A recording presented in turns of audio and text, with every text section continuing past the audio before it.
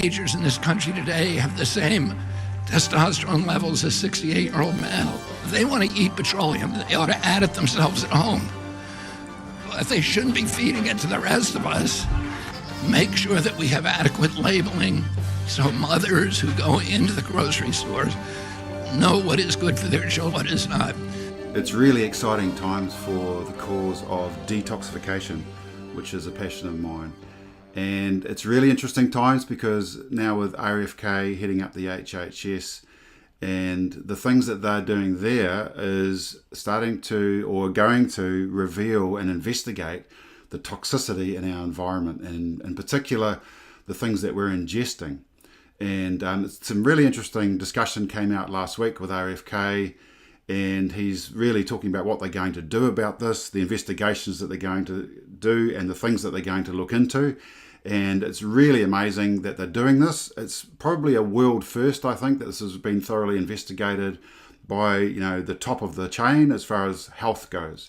Because our health system is, obviously it's failing us, and you'll hear some statistics about that coming up in this video. What I'm going to do is share part of just a few minutes of a half-hour talk by RFK Jr., and we're going to discuss that, just give you some bits of feedback from myself on it. Hi, I'm Brett the Herbalist, and this is Secrets of Herbal Healing. So let's have a look at this video from RFK. When my uncle was president, 3% of American kids had chronic disease. Today, it's around 60%. And these are a broad category, the ones that Marty mentioned, like ADHD, the neurological disorders, ADD, ADHD, speech delay, language delay, tics, Tourette's syndrome, narcolepsy, ASD, and autism. All of these are injuries that I never heard of when I was a kid. They were not part of the nomenclature. There was zero spent in this country treating chronic disease when my uncle was president. Today, it's about $1.8 trillion annually. We have all these autoimmune diseases, these exotic diseases that, again, I never heard of: juvenile diabetes, rheumatoid arthritis, lupus, Crohn's disease, and 100 others that were just unknown when I was a kid. I never knew anybody with a food allergy. Why do 5 of my 7 kids have allergies? Our fertility is dropping dramatically. Teenagers in this country today have the same testosterone levels as 68-year-old male. Teenagers having the same testosterone levels as 78-year-old men. That's shocking, and it's no wonder that the birth rates are down. There's so many reasons for that. But $1.8 trillion a year spent on health. It's an unimaginable amount. 1.8 trillion. $1 trillion, I worked it out, a dollar coin. It's quite a small coin here in New Zealand, but $1 trillion of those would go around the world 500 times, around the planet 500 times. So that's almost around the planet 1,000 times with dollar coins. That's how much money is going into the American healthcare system. And he's talking about all these diseases that were unheard of several decades ago, back in the 60s and 70s. And it's true. Where have these things come from? And when you think about the processed food industry and all the different chemicals that have been going into the food over those decades, and the escalating disease, chronic disease epidemics that we're faced with, and our healthcare system is basically crumbling under the weight of this massive health crisis that we're suffering with.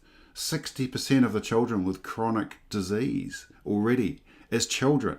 So this is really great that he's bringing these numbers out and sharing it with us. To meet with the food companies, I was talking with my staff about these petroleum-based dyes, and I said, if they want to add petroleum, if they want to eat petroleum, they ought to add it themselves at home. But they shouldn't be feeding it to the rest of us. And without our knowledge or consent.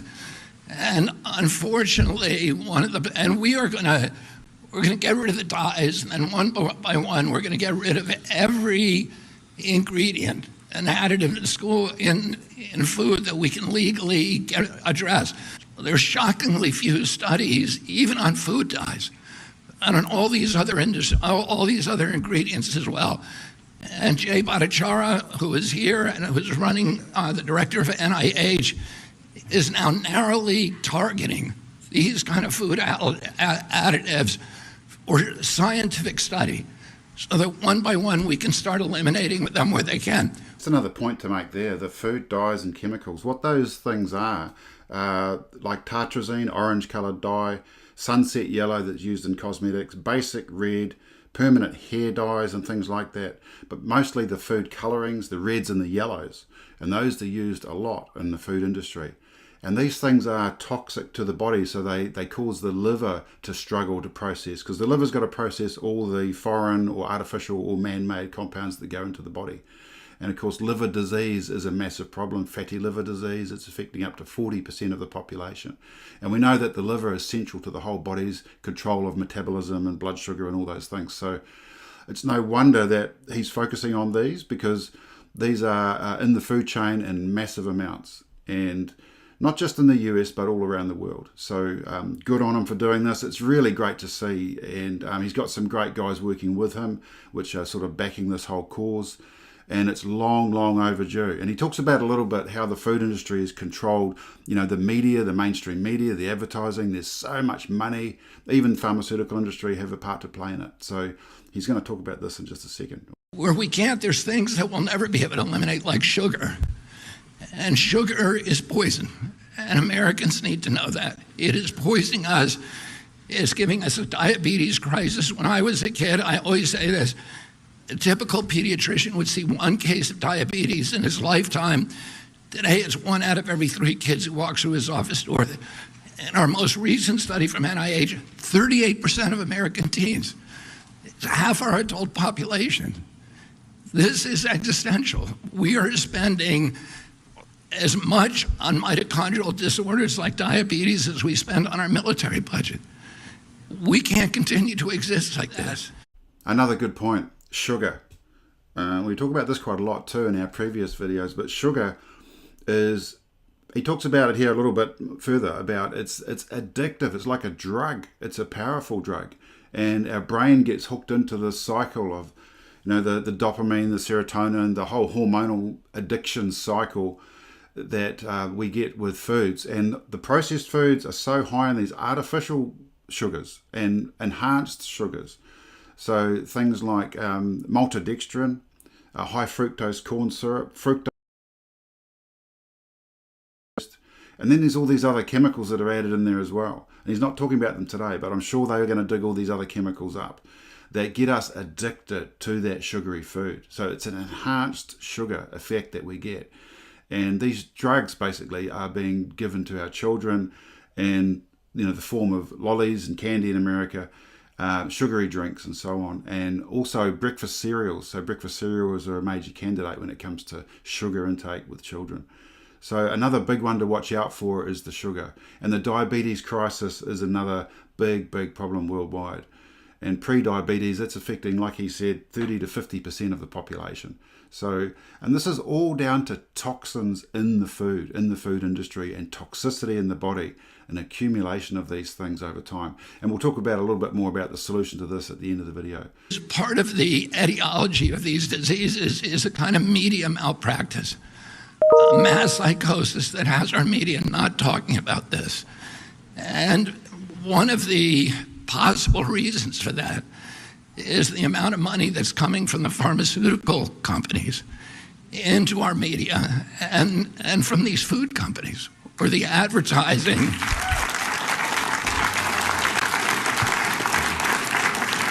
And the advertising has at least plays a factor. So that revenue, that extraordinary revenue stream, in disabling their capacity or their inclination for skepticism and for critical thinking. So Americans don't know what they're eating, and they don't know the implications of those things, how dangerous sugar is and how it's as addictive as crack. And our children are addicted to it from when they're little kids. Our agency recommends, I think, a huge amount of sugar for kids from when they're born. And it's hurting them, and it's addicting them, and it's changing their taste buds so that they crave it. And it's disabling our population. So just another point he's making there is that there's this industrial complex, and it's not just the food industry but the pharmaceutical industry. So that it's almost these two things, the food industry and the pharmaceutical industry, have a vested interest in not only selling their products and their manufactured products to us, but keeping us hooked on those products. So it's like the food makes you less nourished. The processed food makes you less nourished. In other words, you're getting hollow food that becomes more addictive, so you need more and more and more of this food to feel satisfied, and you get hooked on it.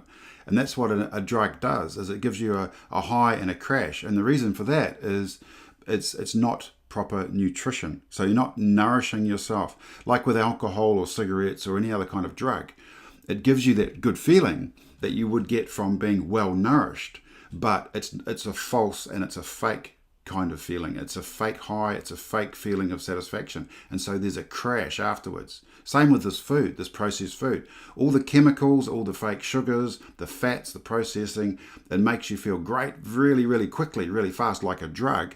And then you crash afterwards and you get addicted to that food.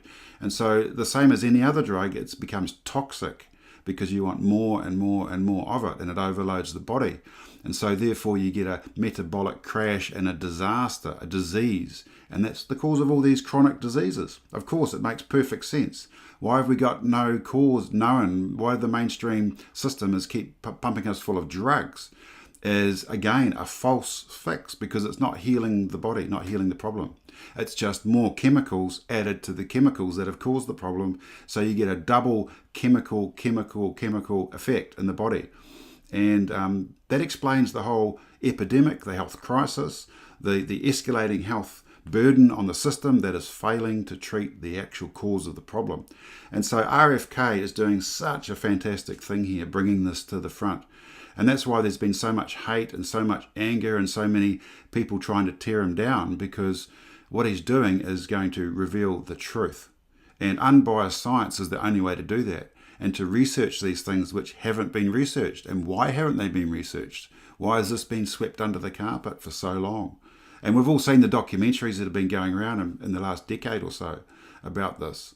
And it's long overdue. So really pleased to hear it. And he's got one more thing to say about this, which is really interesting. So I'll just carry on. So for those ingredients that we can't ban legally, we're going to start informing Americans about what they're eating. And we're going to try to work with Congress and the White House to make sure that we have adequate labeling so mothers who go into the grocery stores know what is good for their children and what is not. That's it. He's going to enforce some kind of labeling and awareness of these things. And I'm sure the food companies, the manufacturers, are going to fight back on that, because they want to keep using names and numbers and things that nobody understands, and being allowed to use ticks and ratings and all that sort of thing on foods which are fake and false, and really telling people that foods are okay and they're safe and they're healthy when they're not. So this is another big area of concern, and it really needs to be looked into further.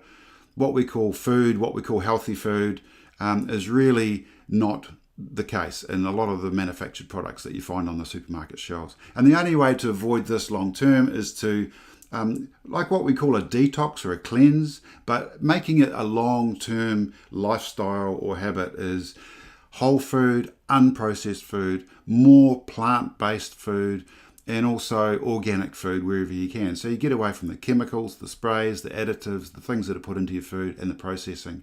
And another thing you can do is use a lot more herbs, because herbs are so powerfully antioxidant and protective, and they help to rebuild the gut, rebuild the liver, help to balance your blood sugar, and eliminate the problems that a lot of these diseases that are on epidemic levels help to eliminate and reduce and heal from those things.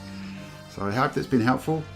Please share this video around and subscribe if you like what you're hearing, and I look forward to talking to you again soon. Thanks for watching.